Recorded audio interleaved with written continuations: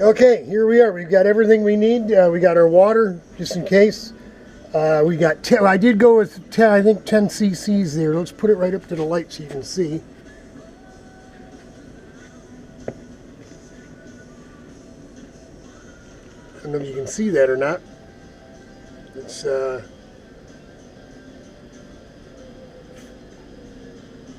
35, 30, 25, 20, 15, and 10. And so, you know, like I said, there's a minimum amount you have to have. And if you don't have that minimum amount, it won't go, and then there's nothing you can do. So let's go ahead and we're going to go ahead and just go ahead and pour this right in. We'll go ahead and wind it up, get her mixed up. How do you know when it's mixed up, Robert? Well, you can kind of see it floating around in here a little, like oil on water, you know, and it will eventually mix all together, but at first it kind of doesn't want to.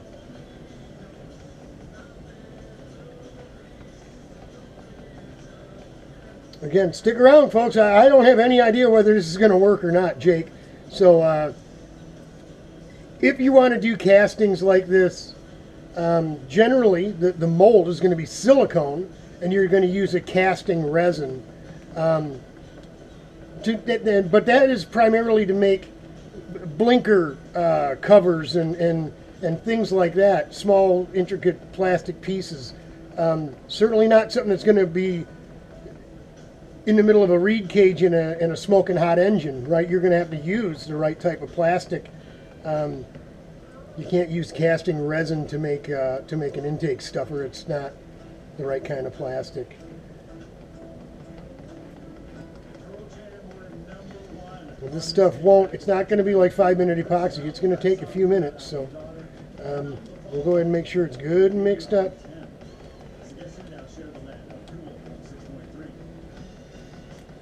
Polyester, like this, is not nearly as important as mixing it real well and for a longer duration like you would with epoxy. Epoxy, extremely important. You spend as much time as you can mixing it up. This stuff here, it's like a drop of pee in a glass of water. One drop of pee and it's junk, right? So that's where we're going to leave it for right now. Here we go. We'll just pour it right in.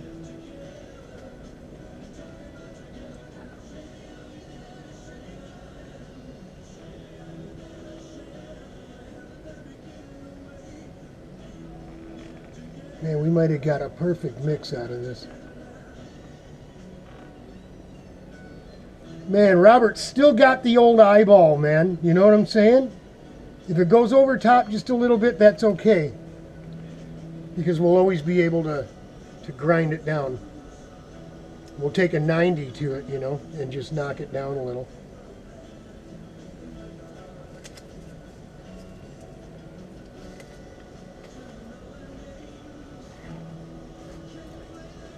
Let's see, can we get a little piece of paper or something?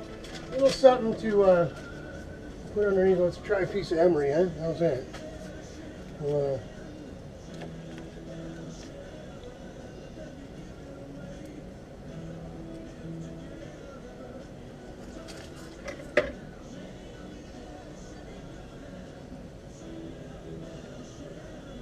see if we can't scoop a little of this out a little bit at a time.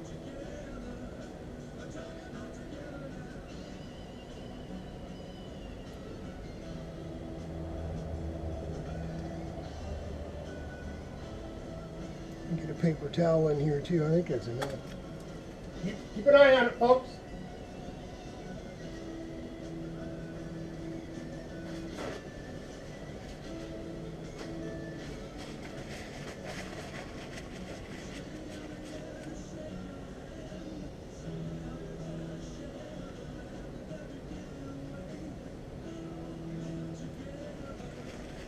Sometimes you just make it worse.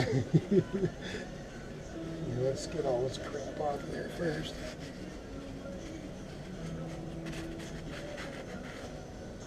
Keep watching it.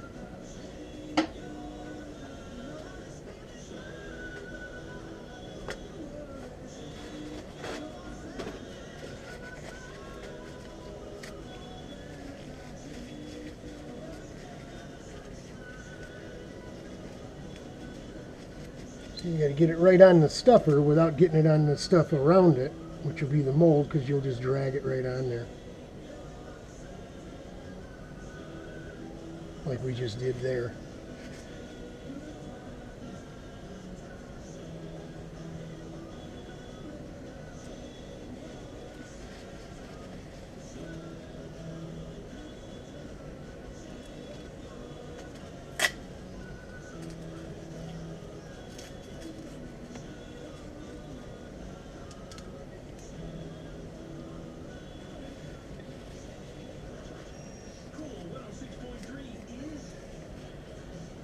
Well, you know what I should have brought out with some Q-tips. It'd be perfect for this.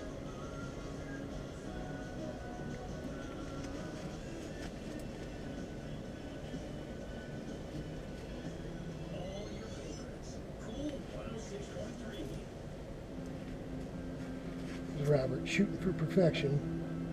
It's really this little bit on top of here really doesn't matter because it's got green. It's got the PVA, or as my buddy Jeff from Australia would say, the green seal. But they actually make the PVA clear too, so you can't even see it.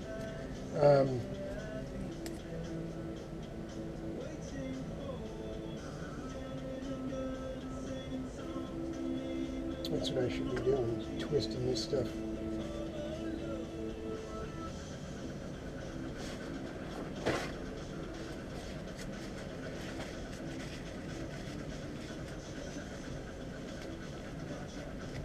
Now you see how glossy the red is right now. It looks like shiny, glossy red paint, right? When it's hardened up, it'll be flat. You see, I just saw a little air bubble right there. So that tells us we're going to start seeing some action here. And it's, you know, the thicker, the denser it is, but thickness, the hotter it'll react.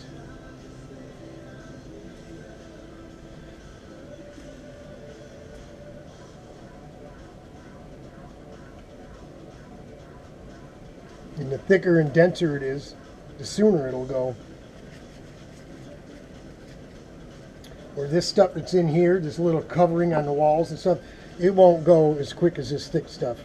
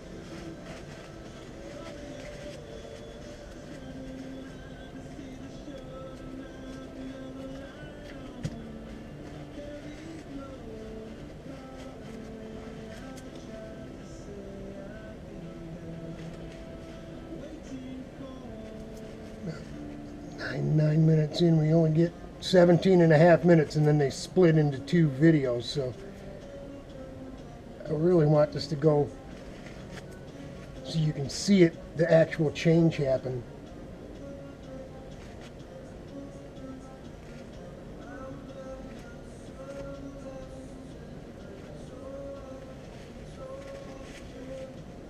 I know I'm getting nitpicky, but I want it perfect. Even though it doesn't have to be.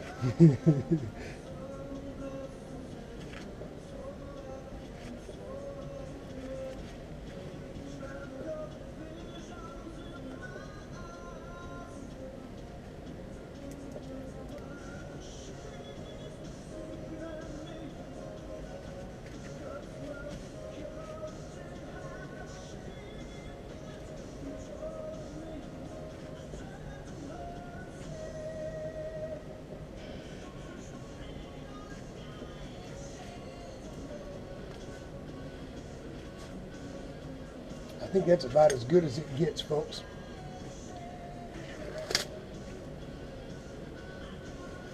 I'll bring you right in. How much time we got here?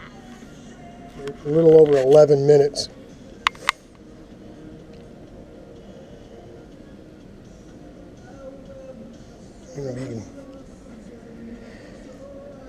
Might have to bring you back for the, we're not going to be able to pull it out tonight. We're going to let it sit overnight. We'll pull it out of here tomorrow. That'll be another video, but there you go, Jake. Important to get, obviously, the tooling, I suppose you'd call it, to get the mounting flat and level. Otherwise, you know, if it's really angled, one side will be, you know, under the surface. Or if you tried doing what I did here to get it a little flatter, it could end up not being filled enough, you know. But it's right up to the top, man. It was I still got it. The guessing of how much material to make, man, that was dead on.